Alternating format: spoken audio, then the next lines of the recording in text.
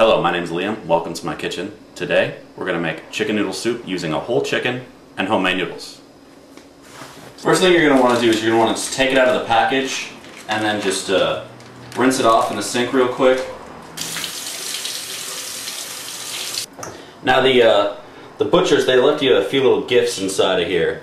It's called the giblets. You just want to set those to the side for now. Just, there might be a little more in here. My butcher took the liberty of gift wrapping his, but yours might have not. If you want, you can just throw the giblet away, or you could take a pot full with a little bit of water in it, you know, like a cup or two, and just throw that in there and boil it off, and it'll make a little bit of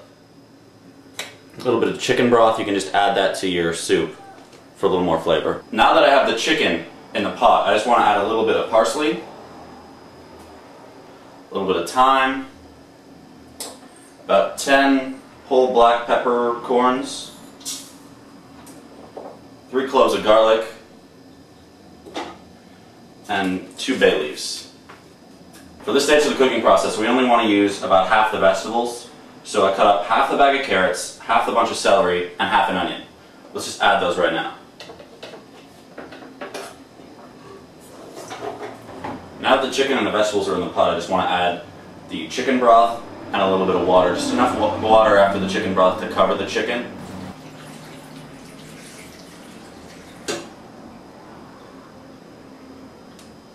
Now that I've got enough water just to cover the chicken and all the vegetables and everything in there, I'm just going to turn on the heat and let it start to boil.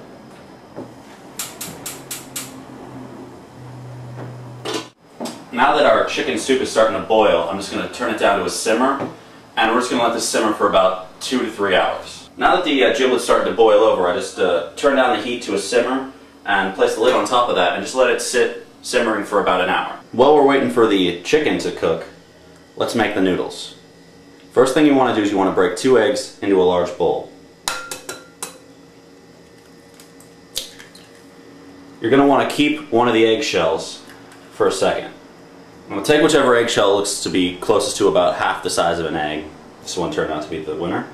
And you just fill it with water twice and add that to your mixture as well. That way you get the equivalent of 2 eggs and 1 egg's worth of water into your mixture. Now you add 1 teaspoon of salt. And you beat that with a whisk.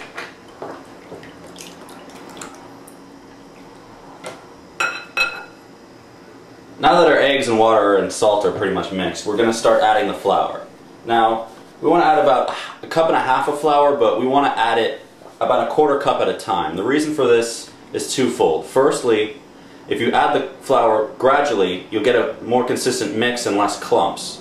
Secondly, seeing as eggs aren't an exact measurement, some of them are bigger, some of them are smaller, depending on the size of the eggs, it's going to depend on how much flour you can mix with them. So you might be off by about 1/4 cup.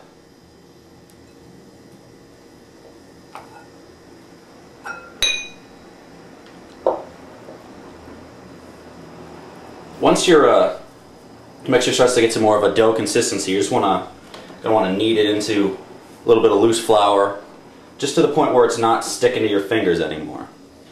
Now that you've got your basic noodle dough, you're going to want to put a little bit of wax paper down and just put a little flour on that.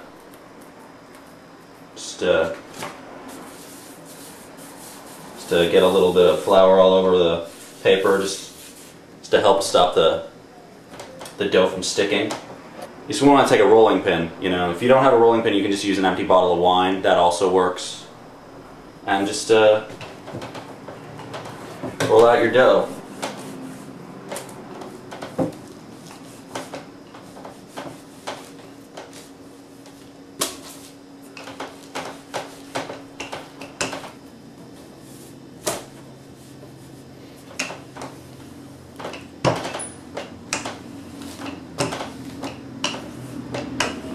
Don't worry about getting your dough too perfect. Half of the charm of home-cooked, homemade noodles is that they're not perfect. They got the down-home charm to them. That's kind of what makes them fun. So don't worry about it too much. Now that we have the dough laid flat, I'm just going to start cutting them into noodles.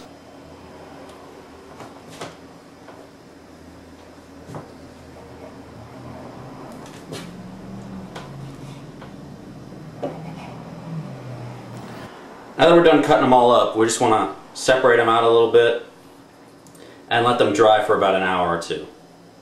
Now the giblets have been simmering for about an hour now, and I can take that water and just add it to the chicken soup for a little more chicken flavor. I'm going to go and do that right now.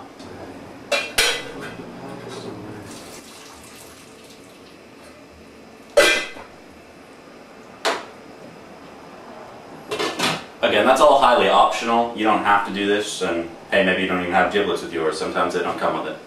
But it adds a little chicken flavor, which is always a good thing in a chicken soup, I think. Now that the chicken's been simmering for about 2 hours, we just want to take it out of the soup here.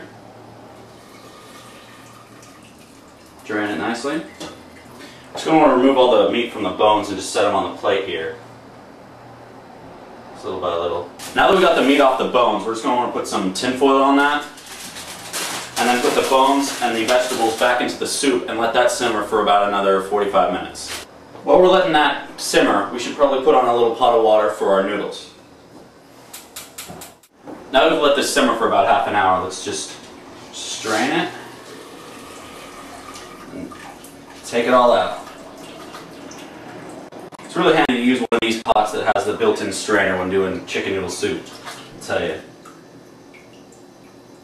Now those vegetables have been cooking for almost 3 hours now, so we can pretty much assume they don't really have any flavor of their own anymore. It's all in the sauce. So we're just going to replace all the vegetables and start over. Now that we've got all the vegetables in there, we're just going to put the heat back up to medium, bring it up to a boil, and let the vegetables cook for another 30 minutes, 45 minutes. Just until the potatoes are done. You can poke them with a fork and they're real soft, that's how you'll know. Now that our water's up to boil, we of course want to add a bunch of salt and throw in the pasta.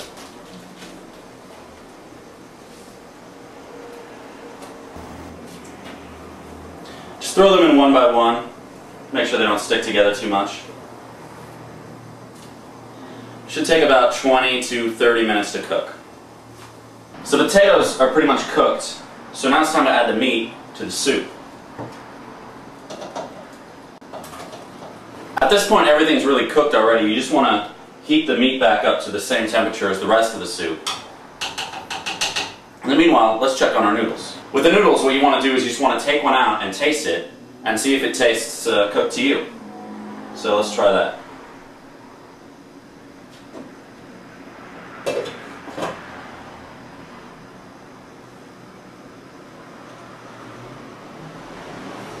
Tastes about right. Now that the soup is done, it's just a matter of taking a ladle or two of the soup and adding some noodles to it. Now you want to store and cook your noodles separate from your soup because noodles are kind of greedy. They'll just take up all of the sauce and all the flavor from the soup and they'll just lock it into the noodle, and then you'll lose it because you won't taste the noodle at all. And there you have it. Homemade chicken noodle soup.